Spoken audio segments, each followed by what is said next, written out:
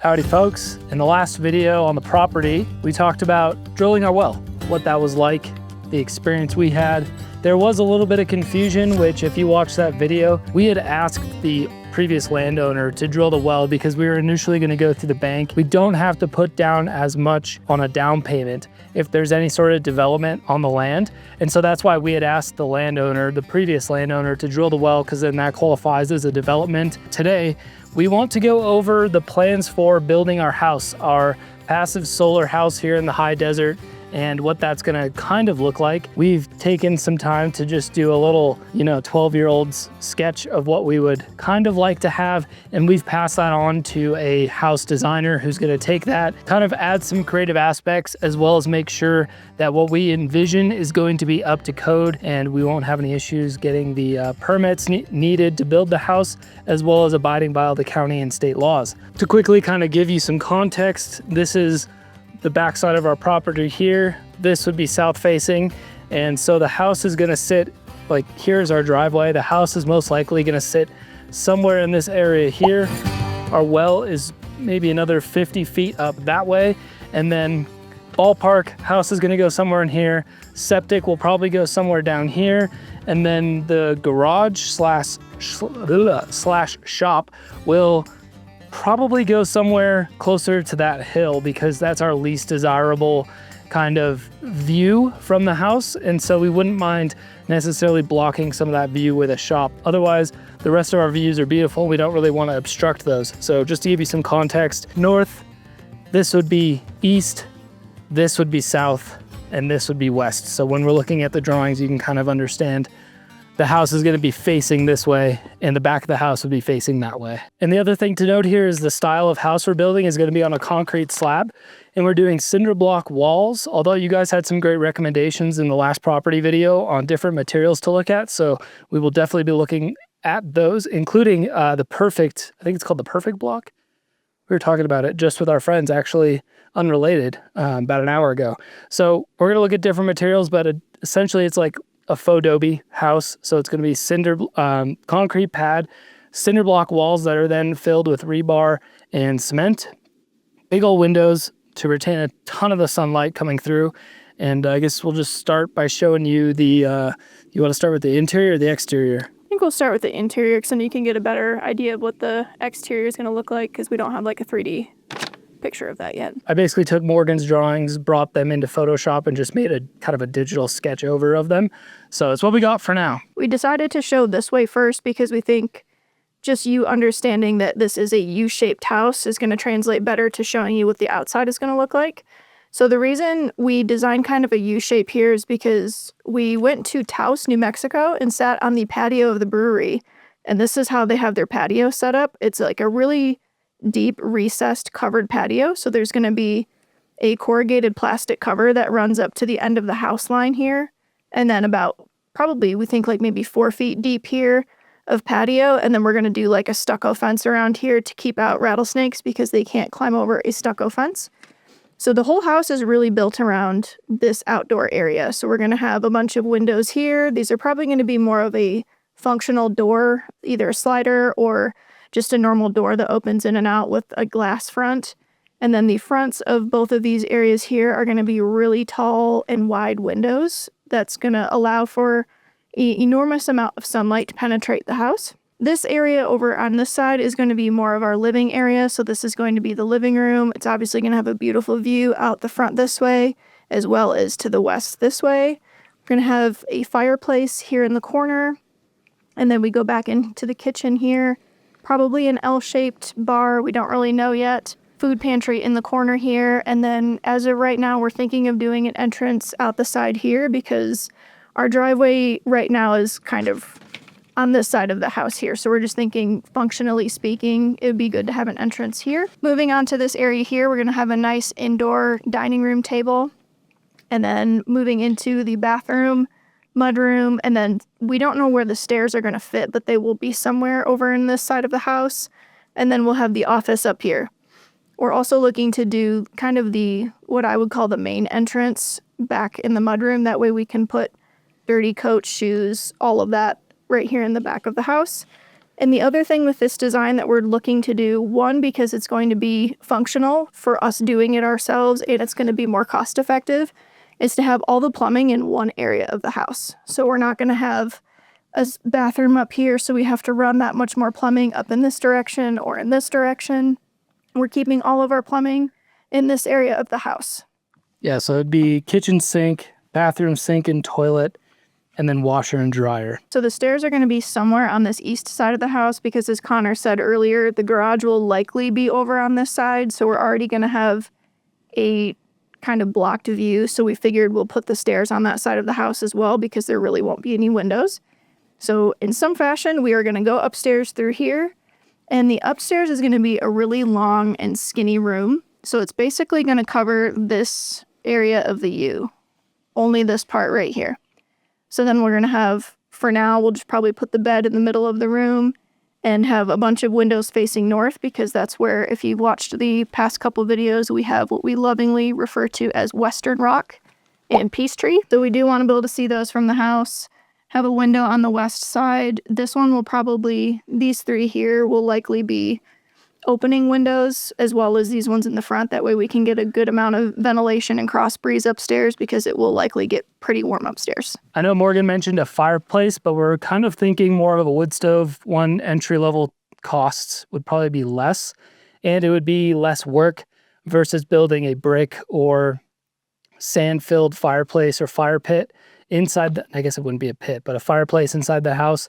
And I've lived in houses, we both have, with wood stoves, and they're I feel like they're a lot more instant gratification where you light the fire and like within, honestly, minutes, you've got heat coming off that fire. I keep wanting to say fireplace, but that wood stove. Whereas a fireplace, you have that big chimney running through the house and that takes a while to heat up. And so it's a little bit less on-demand heat. And the other thing is we have to have a secondary source of heat in the house per the county. So if we're not home, let's say for like 2-3 days at a time or whatever, you have to still be able to heat the house per the county rules. I'm editing this video now and I realize I did a pretty terrible job actually explaining why and what I mean by a second heating source. So because we want to have our main source of heat be a wood stove or a fireplace, that's something that needs to be maintained because it's an open flame type deal, and obviously you have to stoke the wood, you have to maintain that. And so the county, if you go that route, the county wants you to have a second type of heat that doesn't need to be monitored as heavily, such as a heated floor or baseboards, electrical heat, propane heat, something along those lines. That it's not a wood stove that needs to be stoked and refilled constantly to maintain that heat, because they obviously don't want pipes bursting. They want the house to be able to maintain a proper temperature while you're away. So sorry I kind of fumbled that in the video, but figured I'd let you know now. So we're thinking either doing a heated type floor or potentially doing like electric baseboards, or even like a propane style heater that could act as a secondary or reserve heater in cases where we're not home or we run out of firewood or what have you. So we'll start with the south facing side. So looking at the front of the house, this is kind of what you're going to see. We've got the first story here with the kind of enclosed patio in the middle. And then we've got the upper section of the house, which is just going to be on the back side of the house, which you can kind of see more of what I'm talking about when you look at it from the side. So it only covers the back side, so it won't be going over top the patio. And so the idea here is south-facing windows that are huge. On the first story, we're going to have kind of like more taller windows. All these black rectangles are going to be the window headers. On the second story, we're going to do more of like a portrait style window where it's more long this way than it is tall. And that just kind of makes for, it almost looks like you're looking at a painting through the windows, which I think looks really cool. Morgan was talking about going in through the backside through the mudroom. So that would be this door here through that entrance. And then we've got probably a bathroom window kind of in the shower. And then this would be the kitchen windows here on the north side. And then on the second story, have a couple windows so we can see, like she said, Western Rock. And then when you're looking at the house from the east and the west, more windows. And then one window on the west side, because our east side is basically just a hill. So it's not a huge priority, nor do we really miss out on any sunlight coming into the upstairs through the east side. So west side window up top. This would be one of our other entrances. This would get you right into the kitchen / living room. So living room would be up front here and kitchen would be back here. Obviously these proportions are not correct, but just a ballpark idea of how we want to lay things out. Hank, our dog, is just absolutely sunbathing right now in the sagebrush. Sagebrush. Say that 5 times fast. Hank, you doing all right, bud? He's hot. He's got some water, but still hot. You guys seem to have loved the last property video. The algorithm just decided more of you need to see it. So I'm super grateful for that. And I hope you guys are very excited to get into the house build as much as we are. Love to hear your ideas on materials to use, your experience, especially if you've built a faux adobe style house before. Would love to get your input. And in the meantime, when we go to build, our next steps are, one, to get the plans back from the designer, but then also go to the county and figure out in what fashion we could come out here and actually live on the property while we're building, because there are a lot of stipulations about that. And so we want to figure out, ideally, we'd probably get our shop built first, and that would act as a place to store all of our existing furniture and stuff we don't need on a day-to-day basis. And then we may either borrow a friend's converted bus, or I would love it if there's any of you guys out there near Colorado that want to get rid of your camper for cheap. Would really love to find a camper that I know you don't see it as a big Morgan's team bus, because it's already built out and we could just rent it from them month to month. I'm more buy a camper, hopefully for a fairly reasonable price. And then as we have time and down days, we're waiting for the cement guys to come out. We're waiting for permits, or we're waiting for inspections or something like that to kind of clean up and fix up the camper. And then at the end of that, sell it, maybe to even one of you guys if you were interested in it. So if anyone's out there looking to sell their camper near Colorado, let us know. Yeah, just a couple of things to add. I think with the building style, some people in the comments of the well drilling video, I don't know that they necessarily understand what we're trying to do. One of the comments was, why don't you tell your architect to do like an Adobe style? And Connor called it faux Adobe because it is basically an Adobe home. An Adobe home is using clays, ground structure things to make bricks. Concrete is a brick in the sense that we're using it. Yeah. So I understand where you're coming from with that. It's just that's going to take a lot more time and probably more money to make those or buy those. And I don't know how much more efficient that would really be compared to a cinder block that's then filled with cement.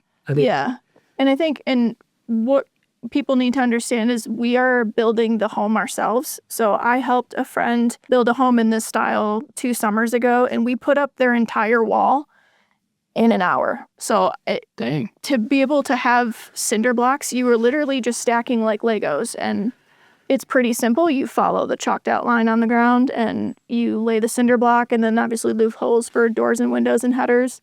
It's just very simple. And then out here, fires are a huge issue. They don't normally come to the exact area where we are, but it's not to say they can't. So having a home built from concrete, reinforced with more concrete and steel, I'm not going to call it fireproof, but it's as close as you can get to fireproof. Yeah, I would agree. It's the insulation properties of doing it this way are perfect. It's the cinder block and concrete, even the concrete floor inside the house, is gonna act as a solar battery. So as all that sun, even right now, I'm just getting roasted, but throughout the entire day, as the sun travels across this way right here, all of our biggest windows are gonna be capturing that sun and then heating those concrete and cinder block walls and the concrete floor. And then after the sun sets, all that heat will still be radiating through the house. So we've stayed in houses just like the one we're building, and they're like 80 degrees in the middle of winter. As long as the entire sky's not cloudy, it heats itself really, really well. And then I know quickly, yeah, very quickly. Yeah, and I know I said the electric or propane would be the secondary heat, but it's almost a tertiary heat because the sun is the primary heating source. The wood stove would be the secondary heating source. And then because the county doesn't see the sun as heat, the baseboards or whatever we decide to go with are the tertiary heating source. To quickly interject on that, they don't require us to have two. They just require you to have something that's available to be in use when you're not home. So since a wood stove, fireplace, anything fire driven you can't operate when you're home, that means we have to add the second. So we don't have to have two, but since we want to do the wood stove as primary, we do have to have something secondary, whether that be the in-floor hot water like radiant floor heat, or some type of baseboard. This style of building, specifically with the concrete blocks, is not a very common thing. So a lot of people don't know what this is. There are some YouTube channels that if you know, you know, and you will see and you know how easy it is to build with and how cost effective it is to build with. Really, it's kind of a no-brainer for us and the area that we're living in. Also in the winter, the way the sun pattern is, it's so much lower, it will come directly into the house, into those windows. But in the summer, the sun is high enough and the way the roof will be pitched, it's not going to come directly into the house. So there's a lot of economical design factors that go into this style of building, and we are understanding of those things. We're not going into this naive whatsoever. We've got a little bit of experience. We know a lot of people that have a lot of experience. To Morgan's point, she literally helped build one of these houses 2 summers ago. And we were just house sitting for some friends who had this style of house for a month. And so we lived and understood the pros and cons to it. And honestly, like, 1, it's extremely energy efficient.